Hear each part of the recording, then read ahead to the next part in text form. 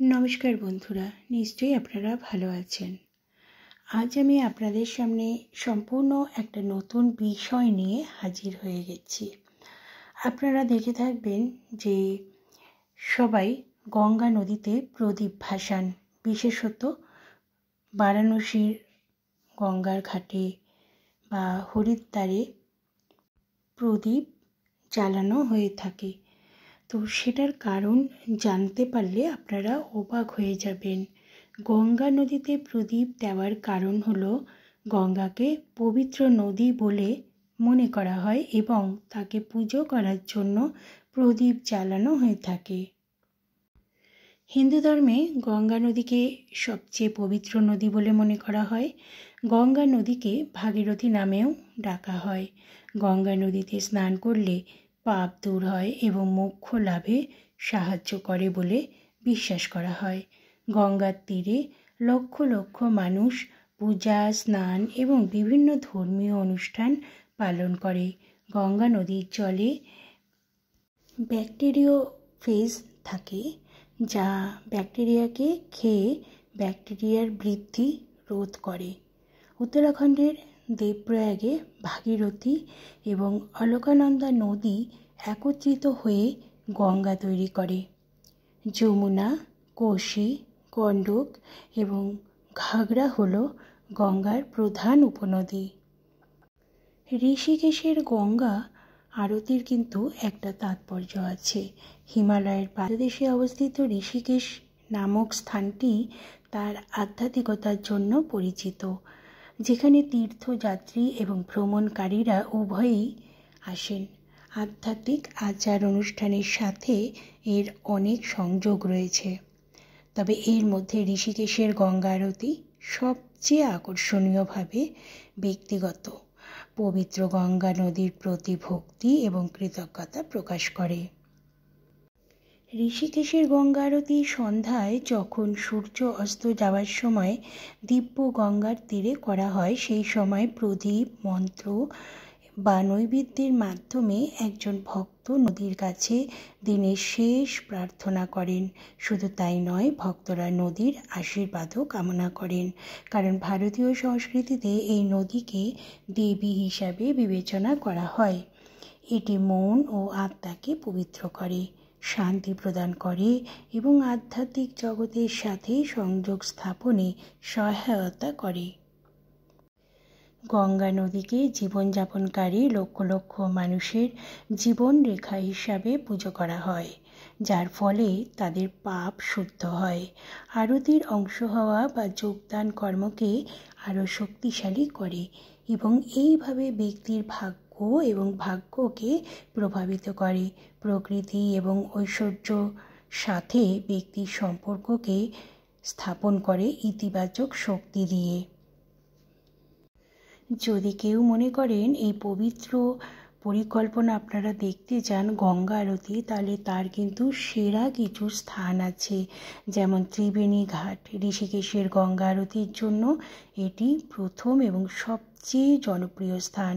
সুন্দর প্রদীপগুলি জায়গাটিতে আলোকিত করে এবং ঘাটের একটি খুব সুন্দর পরিবেশের সাথে আত্মার শ্রবণ শক্তি থাকে। পরমার্থ নিকেতন আশ্রম। পরমার্থ নিকেতন আরতি তারা সুসংগঠিত অনুষ্ঠান এবং একটি প্রশস্তিদায়ক পরিবেশ দ্বারা চিহ্নিত, যারা আত্মদর্শনের মাধ্যমে শান্তির সন্ধান করেন। তাদের জন্য এটি সর্বোত্তম। এই আরতির প্রথম অংশ হল তেলে প্রদীপ জ্বালানো। এরপর বৈদিক স্তোত্র এবং ভক্তিমূলক গান উচ্চারণ করা হয়। জলে প্রদীপ ভাসানো ভক্তদের আশা, কৃতজ্ঞতা এবং শ্রদ্ধার প্রতীক। গঙ্গার মৃদু প্রবাহমান জলের সাথে ছন্দবদ্ধ মন্ত্রের মাধ্যমে প্রার্থনাটি সম্পূর্ণ হওয়ার ফলে এটি আধ্যাত্মিকতায় সমৃদ্ধ একটি পরিবেশ তৈরি করে এবং মানুষের ইন্দ্রিয়ের কাছে একটি অবিস্মরণীয় অভিজ্ঞতা হয়ে ওঠে। আপনারা নিজেও নিশ্চয়ই দেখেছেন, যখন যারা যারা গেছেন গঙ্গাতে, মানে ধরুন হরিদ্বারে বা বারাণসীতে, তারা দেখবেন যে এই পবিত্র গঙ্গা আরতি দেখতে কিন্তু ভীষণই ভালো লাগে, নিজের মন শান্তি হয়ে যায়। এই গঙ্গা আরতি কেন উপভোগ করবেন? এটি একটি অনুষ্ঠান, কিন্তু ঋষিকেশের গঙ্গা আরতির চেয়েও বেশি কিছু। মানবতাকে প্রকৃতির সাথে এবং সেখান থেকে ঈশ্বরের সাথে সংযুক্ত করার শতাব্দী প্রাচীন ঐতিহ্যের সাক্ষী। বিশ্বব্যাপী অভ্যন্তরীণ শান্তি পুনর্নবীকরণে পরিণত হয়। ভারতের সাংস্কৃতিক ও ধর্মীয় ঐতিহ্যের ভিতর থেকে অভিজ্ঞতা হয়। এমন একটি সমাবেশে যোগ দিন যা ঐক্যবদ্ধ হওয়ার, সম্প্রদায়ের সাথে মিশে যাওয়ার এবং কোনো উদ্দেশ্য নিজেকে উৎসর্গ করার চেষ্টা করুন। দেখুন, এইরকম ধরনের কোনো অনুষ্ঠানে যখন অংশগ্রহণ করবেন তখন নিজেকে অনেক বেশি ভালো লাগবে। আপনার ভালো জায়গায়, বিশেষ করে ত্রিবেণী ঘাটে যেখানে খুব ভিড় হয়, সেখানে শুরু থেকেই সময় মতো উপস্থিত থাকুন। আরতির সময় সাধনার পবিত্রতা মনে রাখবেন এবং নীরবতা বজায় রাখুন। অন্যদের সাথে একটি প্রদীপ ভাসিয়ে নিজেকে ভালো রাখুন। গঙ্গার সাথে নিজের আত্মিক যোগ তৈরি করে ফেলুন। মানুষের মধ্যে বিশ্বাস, আধ্যাত্মিকতা এবং সংস্কৃতির জন্য একটি দুর্দান্ত স্থান। এটি একটি আশ্চর্যজনক সেতু যা মানবতা এবং দেবত্বকে প্রকৃত শান্তির সাথে সংযুক্ত করে। এই মহৎ অনুষ্ঠানটি পর্যবেক্ষণ করুন এবং হৃদয় ও আত্মার আজীবন স্মৃতিতে একটি চিহ্ন তৈরি করে রাখুন। এই গঙ্গা আরতি একটি শক্তিশালী আধ্যাত্মিক অভিজ্ঞতা হিসাবে বিবেচিত হয়, যা অনুষ্ঠানের সাক্ষী যারা তাদের আত্মাকে শুদ্ধ করে। এই আচারটি দেবী গঙ্গাকে সম্মান করার এবং তার জন্য অনুগ্রহ চাওয়ার একটি উপায় বলেও মনে করা হয়।